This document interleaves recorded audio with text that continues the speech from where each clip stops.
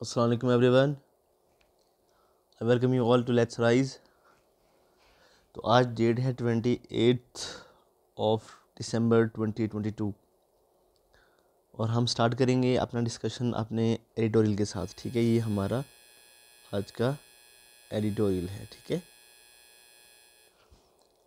तो हमारा जो टॉपिक है वो है retelling of the Indian migrant workers plight.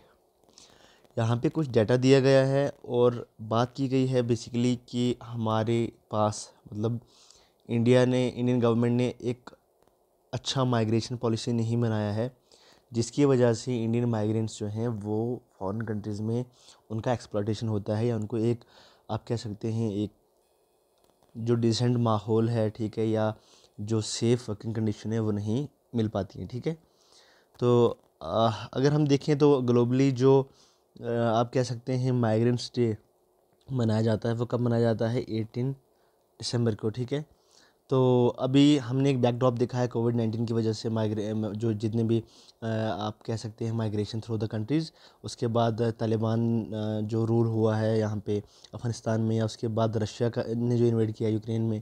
ठीक है, इसकी वजह से अगर हम देखें तो पॉवर्टी में काफ़ी ज़्यादा इंक्रीज़ आ रहा है, और स्पेशली जो सब सहारन रीजन है अफ्रीका के, वहाँ पे। ठीक है, तो अगर हम देखिए according to the International Organization of Migration, ठीक है, उनकी जो वर्ल्ड माइग्रेशन रिपोर्ट है 2022 की, ठीक है, वो बताती है कि 2022 में ग्लोबली कितने माइग्रेंट्स थे?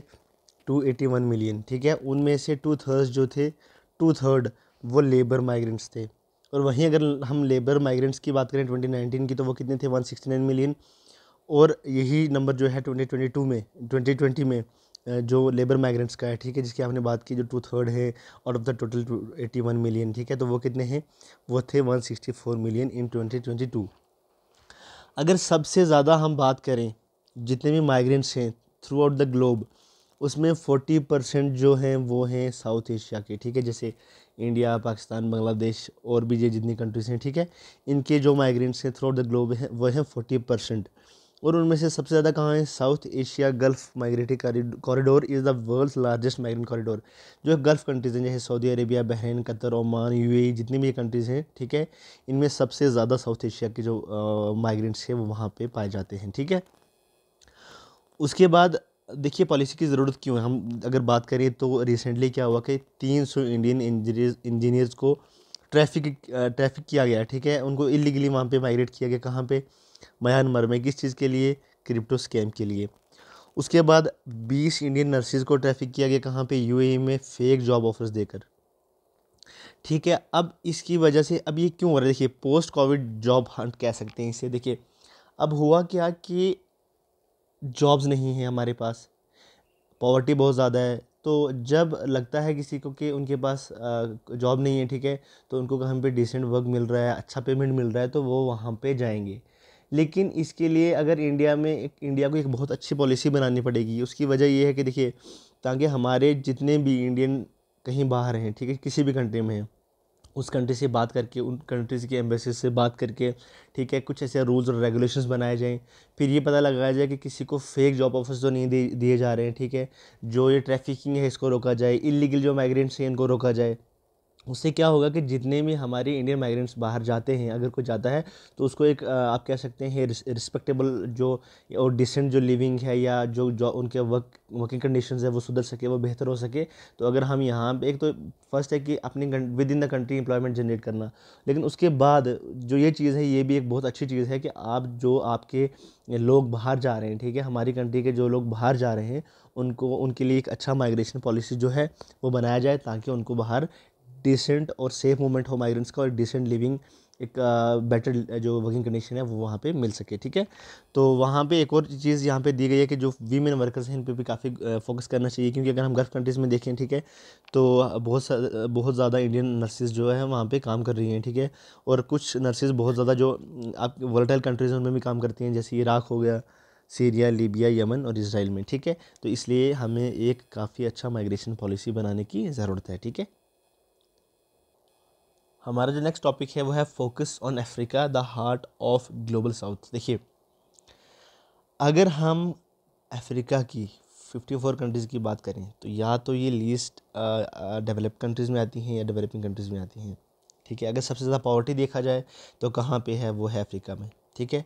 अभी जो वाशिंगटन समिट हुआ है यूएस और अफ्रीका के बीच में, तो वहाँ पे बात की गई है कि जो अफ्रीकन यूनियन है, ठीक है, अफ्रीकन यूनियन में जो अफ्रीका की कंट्रीज आ जाती हैं, उन्होंने भी उनका जो चेयरमैन है उन्होंने वहाँ पे पार्टिसिपेट किया, ठीक है। जो यूएस के प्रेसिडेंट जो बाइडेन है उनसे बात करी कि कितनी ज़्यादा ज़रूरत है हमें हर कंट्री को एक रोल प्ले करने की, ताकि जो अफ्रीकन कंट्रीज़ हैं, ठीक है, उनकी कंडीशंस को बेटर किया जाए, या उनका जो आप कह सकते हैं एक जो पोजीशन है किसी भी इंटरनेशनल ऑर्गेनाइजेशन में उसको बढ़ाया जाए। अगर यहाँ पे हम इंडिया की बात करें तो इंडिया क्या रोल प्ले कर सकता है, तो इंडिया अभी जो 31 दिसंबर के बाद, ठीक है, जो 31 आप कह सकते, सॉरी 1 दिसंबर 2022 के बाद इंडिया के पास क्या है, प्रेसिडेंसी है किसका, G20 का। तो इंडिया एक रोल प्ले कर सकते हैं। एक तो जो AU की कंट्रीज़ हैं, ठीक है, उनको एक परमानेंट आप कह सकते हैं हम यहाँ पे मेंबरशिप दिला सकते हैं G20 में। उसके बाद G20 एक बहुत बड़ा रोल प्ले करता है, ठीक है, किसमें, G20 रोल प्ले करता है इन जो जितने भी G20 के मेंबर्स हैं, ठीक है, इन कंट्रीज़ को वर्ल्ड लेवल पे प्रमोट करने का, ठीक है। तो अगर AU को हम एक परमानेंट मेंबर बना सकें G20 का, तो ये उन अफ्रीकन कंट्रीज़ के लिए बहुत बेटर होगा, उनके डेवलपमेंट के लिए बहुत बेटर होगा। उसके बाद जो उनका एजेंडा है, अफ्रीकाज एजेंडा 2063 फॉर डेवलपमेंट, ये भी पूरा हो सकेगा, ठीक है। तो ये है US और जो इंडिया कोशिश कर रहे हैं AU या जितने भी अफ्रीकन कंट्रीज़ हैं उनको बेटर बनाने की, ठीक है। तो नेक्स्ट हमारा टॉपिक है इकोनॉमी सेक्शन का, वो है bank balance sheet see double digit growth in financial year 2022 after 7 year gap. किसने कहा ये, रिजर्व बैंक ऑफ इंडिया ने। देखिए अगर देखा जाए तो देखिए यहाँ पे दिया गया है कि 10 years high in first half. अगर देखा जाए कि पिछले 10 सालों में सबसे अच्छा ग्रोथ जो हुआ है वो फाइनेंशियल ईयर 2022 और 2023 में देखा गया है। अगर हम बात करें तो जो हमारे NPAs हैं, जो नॉन परफॉर्मिंग लोन्स होते हैं, एसेट्स होते हैं, उनमें भी क्या हुआ है, बहुत ज़्यादा कमी हुई है। अब देखिए अगर बैलेंस शीट की बात की जाए तो बैलेंस शीट पे हम क्या क्या वहाँ पे मेंशन करते हैं, एसेट्स बैंक की, लाइबिलिटीज़, इक्विटी, कैपिटल, टोटल डेब्ट वगैरह वहाँ पे दिया गया है। एक बैलेंस शीट जो होती है, जो प्रॉपर बैलेंस शीट होती है, जो एक आप कह सकते हैं बैंक के लिए एक पॉजिटिव चीज़ है, वो कब होगी, जब एसेट्स जो हैं हमारे वो लाइबिलिटीज़ और इक्विटी के बराबर हों। ऐसा ना हो कि हमारे एसेट्स कम हो और लाइबिलिटीज़ ज़्यादा हों, ठीक है। इसलिए ये आप इसे कह सकते हैं कि डबल डिजिट जो ग्रोथ है देखी जा रही है, ठीक है। अगर देखा जाए कि जो पिछले 2 हफ्तों में, ठीक है, कितना लोन्स बाय इंडियन बैंक्स रोज़ 17.5%, इतना इंक्रीज़ आया है लोन्स में, ठीक है। उसके बाद अगर डिपॉजिट बात करें तो वो भी डिपॉजिट में जो इंक्रीज़ आया है वो आया है 9.9%, ठीक है। और जो हमारे नॉन परफॉर्मिंग एसेट्स हैं, ठीक है, जैसे जो लोन्स जो वापस नहीं मिलते हैं प्रॉपर टाइम पे, उनमें भी काफ़ी ज़्यादा डिक्लाइन देखने को मिल रहा है। अगर 2017-18 की बात करें तो इनमें जो आप कह सकते हैं डिक्रीज़ हुआ है वो कितना हुआ है, 5.8% बाई मार्च 2022, ठीक है। तो ये काफ़ी अच्छी न्यूज़ है जो हमारा फाइनेंशियल मार्केट है उसके लिए, ठीक है। तो अभी बात करते हैं अपना जो हमारे क्वेश्चन है आज के एंशिएंट हिस्ट्री के। देखिए आज जो है लास्ट डे है एंशिएंट हिस्ट्री के क्वेश्चंस का, ठीक है। इनको हम कंबाइन करके भी डिस्कस करेंगे। उसके बाद कल जो है हम दूसरे सब्जेक्ट्स के क्वेश्चन जो है यहाँ पे स्टार्ट करेंगे अपने क्विज सेक्शन में। हमारा फर्स्ट क्वेश्चन है, in reference to Mauryan empire the terms senabhaktam is related to, कि जो टर्म सेनाबक्तम है, ठीक है, मौर्यन एम्पायर में ये किस चीज़ से रिलेटेड है, ठीक है। हमारे ऑप्शन हैं, a fixed community tax contributed by the villages, ठीक है, armoury to store the war materials, या फिर सैलरी ऑफ सोल्जर्स, और हमारा लास्ट ऑप्शन है, a punitive tax imposed on the people of other religion by the army when they use to pass through their religion, ठीक है।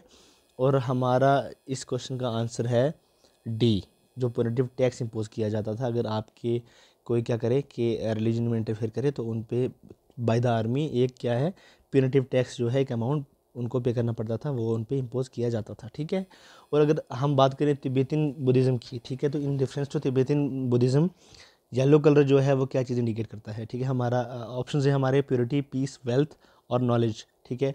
और हमारा जो क्वेश्चन का आंसर है वो है वेल्थ, ठीक है, वेल्थ इज़ द आंसर। आज के लिए इतना ही। आप क्या करें कि हमारी जो वीडियो है उसको ज़्यादा से ज़्यादा शेयर करें। अगर कोई शॉर्ट कमेंट्स आ रही हैं आप मेंशन कर सकते हैं कमेंट बॉक्स में। उसके बाद हमारे चैनल को सब्सक्राइब करना ना भूलें और टेलीग्राम चैनल को ज्वाइन कर ले, ताकि आपको डेली PDF जो है वहाँ पे मिल सकें और आप इजीली अपने नोट्स बना सकें। Thank you so much and take care.